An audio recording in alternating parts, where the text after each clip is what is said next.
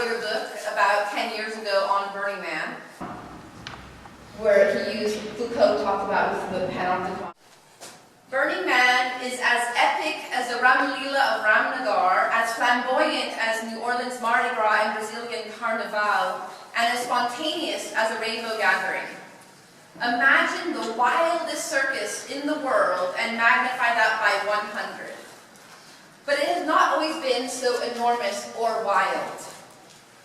Steadily since its beginnings in 1986, Burning Man has evolved from Larry Harvey's personal healing ritual into a cultural phenomenon where ritual, performance, and visual art collide on an enormous scale. 1 week before Labor Day, approximately 70,000 people gravitate towards the ancient lake bed of Lake Hutton in the Black Rock Desert of northwest Nevada to build their own separate world, Black Rock City.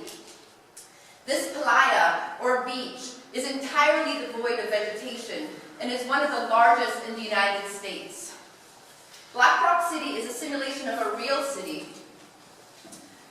with street signs, roads, theme camps, villages, huge art installations, a temple, hundreds of art cars, an airport, and hundreds of planned and spontaneous performances.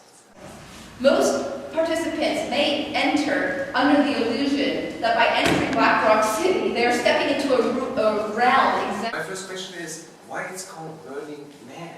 Not Burning Woman. Sit there. Oh. This question.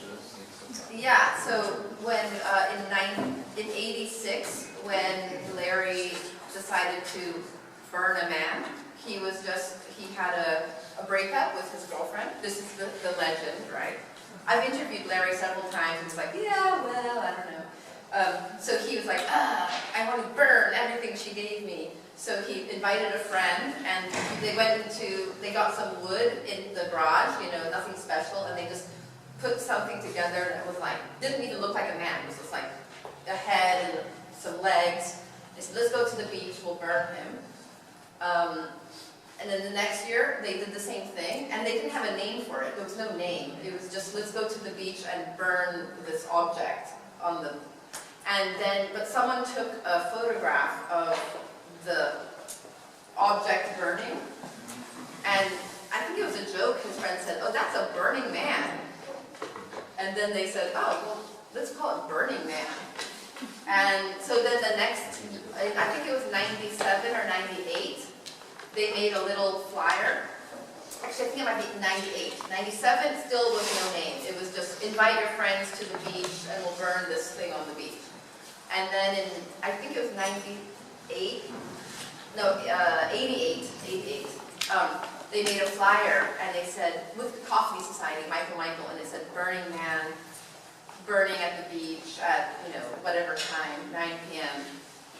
But it wasn't something that Larry Harvey ever was like, I'm going to make a city and it's going to be full of art. It was just very small, gradual thing that happened. It is a place for people to experiment with sexuality in ways that maybe they don't feel comfortable doing in the regular world, and maybe something changes for them so that when they go back to the real world, they're like, oh, that's interesting. In Berlin, we call it Kit Kat Club. I know. Or Berkheim, Yeah.